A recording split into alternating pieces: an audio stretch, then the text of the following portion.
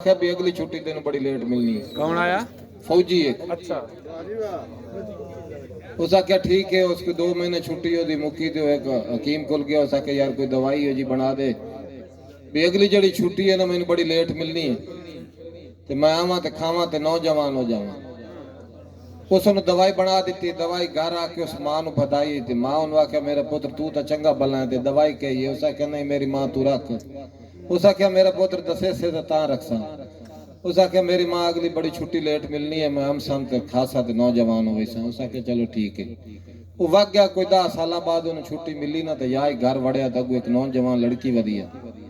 वो जल्दी नाल बाहर निकलिया। लड़की उसको पूछा मेरा पुत्र किदे वही ने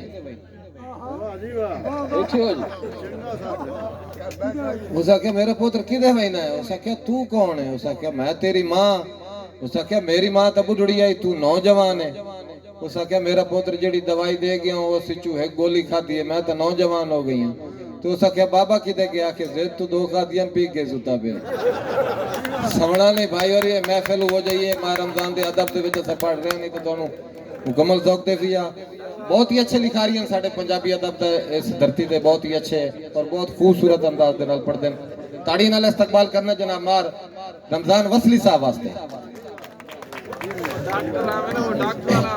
मैं वक्त को चला रहा हूँ। औज़ुबिल्लाहि मिनश्शैतानिर्रजीम बिस्मिल्लाहिर्रहमानिर्रहीम। अहबाब अजीज व आकार बंदा है ना चीज रमजान वसली दा मोहब्बतां भरे अस्सलाम ने उस्ताद शोरा इकराम तो इजाजत लेंदे मैं अपने कलाम दा आगाज करे सा जनाब इज्जत मार आरिफ मलकाना साहब आसू मखदूमपुरी साहब खान जमीर हुसैन जमीर साहब उस्ताद जी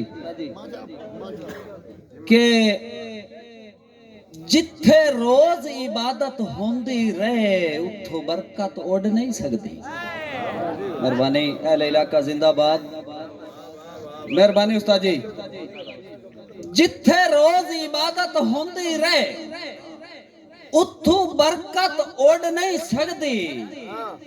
जेड़ी कौम मुनाफिक ना होवे झल के तू थोड़ नहीं सकती। और होवे हुक्म जे घर च पर्दे दा ता गुत हवस दी लोड नहीं सकती।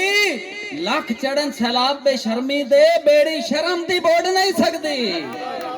मेहरबानी मेहरबानी मेरे वास्ते बहुत बड़ा इजाज जनाब पीर गोगे शाह साहब मार आरिफ मलकाना साहब एक शेर होर कि मेरे घर च रोज इबादतां दा तोड़े कोई इम्कान ता हुंदा। मेहरबानी मेरे घर च रोज इबादतां दा तोड़े कोई इम्कान ता हुंदा। वेड़ा खुशियां नाल भरी वेंदा दिल नाल कुरान ता हुंदा। रमजान खुदा तू बख्शिश लई कुछ कोल समानता हुंदा। अफसोस है अपनी गफलत ते जरी भोर ध्यानता हुंदा। मेहरबानी और भों दे टोटे नु गिरवी रख के सूद सिर ते चढ़ा के आया है जिंदे सीने अनाज उंगरदा है उल्टा उस नु बना के आया है। रमजान धरती दा जिगरा वेखो ए बद्दे बंदियां नु हे छुड़ैंदी उसे धरती दा मंदा मंगियाई च विगा किला वना के आया है। मेहरबानी मेहरबानी उस्ताद जी मेहरबानी उसे धरती दा मंदा मंगियाई च विगा किला वना ते आया है। और लगी थुड़क अरूज दी चोटियां तू असा मुंह भरने आ ठठे कई अर्जी टेक दिलासियां लई कई शुगलन हो गए कट्ठे। रमजान हालात दी भनगड़ तू सक्के खून दे दूर तरठे बस डांड दे पीड़ पचाई वधिया है दार दंदर दे होए नहीं मठे। और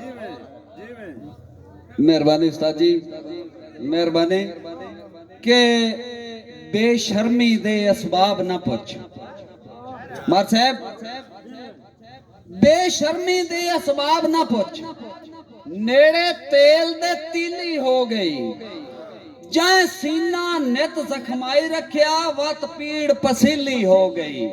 कई बारी मुंह ते हाथ रखिया मुंह पाड़ दंदीली हो गई। रमजान रनोवर भरने ते बस तब्दीली हो गई।